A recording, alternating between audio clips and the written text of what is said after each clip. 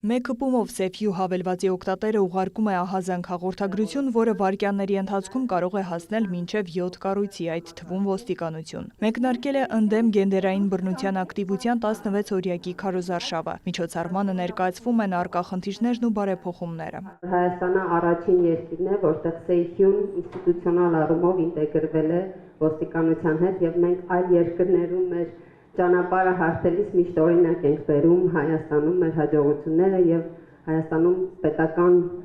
մակարդակով աջակցությունը։ Ներդրված նոր գործիքները, այդ թվում ընտանեկան բռնության դեպքերի հաշվառման համակարգի ստեղծումը, հնարավորություն կտան ստանալու վերլուծական տվյալներ, հեշտացնելով ընտանեկան բռնության կանխարգելման աշխատանքները։ Ընթացիկ տարում հատկապես ավելի շատացել են այն դեպքերը, երբ որ գենդերային բռնության զոհ դարձած անձինք ահազանգ անմիջականորեն փոխանցում են հենց ոստիկանության գործընկերներին։ Շատ կարևոր է, որ մենք ի վերջո այս նոր հանգրվանին հասել ենք եւ պլատֆորմը համակցվում է օպերատիվ կառավարման կենտրոնի հետ, ինչը մեզ թույլ կտա նաեւ թվային տիրույթում դիտարկելու հավելվածից օգտվողների մասին տվյալները եւ նաեւ ահազանգերի բովանդակությունը եւս վերլուծելու եւ դրա հիման վրա քաղաքականության նոր մոտեցումներ որդեգրելու։ Գենդերային բռնության դեմ պայքարի քարոզարշավի 16-օրյակի այս տարվա թեման օնլայն բռնությունն է տեղեկատվական տեխնոլոգիաների կիրառմամբ։ Թվային հարթակներում բռնության միասնական սահմանում չկա եւ ամբողջ աշխարհում եւ նաեւ մեզ մոտ Հայաստանում եւ հետեւաբար նաեւ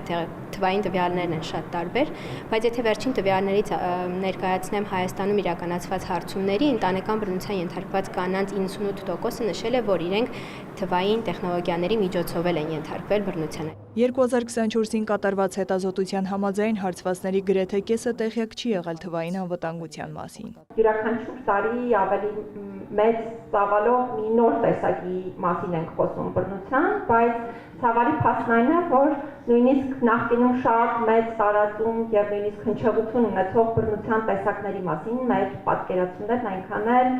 պատշաճ չեն։ Ես հատկապես նկատի ունեմ թե հանրային ընկալումների, թե նաեւ շատ դեպքերում պետական մարմինների ներկայացուցիչների ընկալումները։ 2024 83,000 2024-ին աշխարհում 83,000 կին սպանվել է կին լինելու պատճառով։ Սա նշանակում է մեկ սպանություն յուրաքանչյուր 10 րոպեն մեկ։ Թվային բռնությունը գենդերային բռնության նոր տեսակ է, որն աճում է ավելի արագ, քան մենք հասցնում ենք այն կասեցնել։ 2024 թվականին գլոբալ թվային համաձայնագիրը սահմանեց թվային անվտանգության եւ արհեստական բանականության կառավարման ՄԱԿ մակարդակի ստանդարտները։ Այս բանաձևը կոչ է անում անհապաղ գործողությունների անցնել։